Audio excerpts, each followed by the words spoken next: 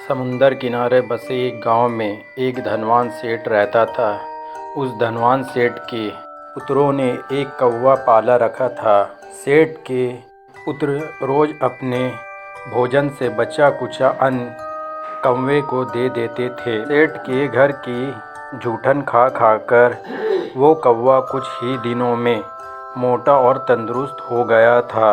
रोज सेठ के घर से भोजन मिलने पर कौवा का अहंकार बहुत बढ़ गया। अब कौवा अपने से श्रेष्ठ पक्षियों को भी तुच्छ समझने लगा। अब आए दिन कौवा अपने से श्रेष्ठ पक्षियों का अपमान करने लगा।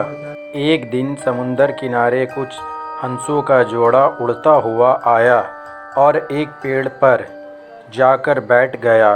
हंसों का जोड़ा बहुत खूबसूरत था। हंसों की खूबसूरती देख सेठ के पुत्र हंसों की तारीफ करने लगे। यह बात कौवे को नागवार गुजरी। वो मन ही मन हंसों से जलने लगा। हंसों से जलन करते हुए वो दोनों हंसों में से जो सबसे ताकतवर हंस प्रतीत हुआ उसके पास गया। हंसों के पास जाकर कौवा हंस से बोला, तुम केवल खूबसूरती में मुझसे अच्छे हो सकते हो, लेकिन ताकत में मैं तुमसे ज़्यादा ताकतवर हूँ। मैं तुम्हारे साथ उड़ने की प्रतियोगिता करना चाहता हूँ। हंसों ने कौवे को समझाया कि वो उनके साथ प्रतियोगिता नहीं कर सकता, क्योंकि वो आसमान में बहुत दूर दूर तक उड़ते हैं। उनके साथ प्रतियोगिता करने से उसे कोई लाभ नहीं है। वो उनके साथ प्रतियोगिता करके अपनी जान जोखिम में ना डालो।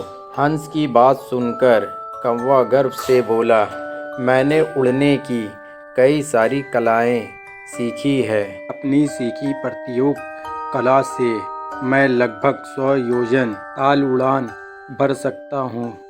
तुम मेरी नहीं, अपनी चिंता करो, क्या तुम मेरी बराबरी कर पाओगे? हंस कौवे की बात सुनकर मुस्कुराया और बोला, मित्र, हो सकता है कि तुम उड़ने की कई सारी कलाएं जानते होंगे, लेकिन मैं तो सिर्फ एक कला जानता हूँ जिससे सभी पक्षी उड़ते हैं। मैं उसी कला से उड़ान भरूंगा। हंस की बात सुनकर कौवा का अभिमान और बढ़ गया। वो बोला, हंस, तुम्हें जीवन में उड़ने की ज़्यादा कलाएं नहीं सीखी है, इसलिए मैं तुम्हें आसानी से हरा दूंगा। अब तुम हार देखने के लिए तैयार हो जाओ। उनकी बातें सुनकर कई पक्षी इस प्रतियोगिता को देखने के लिए वहां जमा हो गए। सभी पक्षियों के सामने हंस और कौवा दोनों समुंदर के ओर उड़े। पक्षियों को देखकर कौवा कई तरह की कलाबाजियां दिखाता हुआ आसमान में उड़ने लगा और देखते ही देखते हंस से आगे निकल गया। हंस अभी भी हमेशा की तरह अपनी सामान्य गति से ही उड़ रहा था। ये देखकर वो उपस्थित कई सारे कौवे प्रसन्नता व्यक्त करने लगे। कुछ ही दूर में कौवे के पंख थकने लगे। वो विश्राम करने के लिए अपने आसपास पेड़ की डालियों को खोजने लगा, लेकिन विशाल समुंदर में वहाँ काफ़ी आगे निकल आया था। उसे अपने आसपास सिर्फ पानी ही पानी नज़र आ रही थी। इतने समय में हंस उड़ता हुआ कौवे से आगे निकल गया।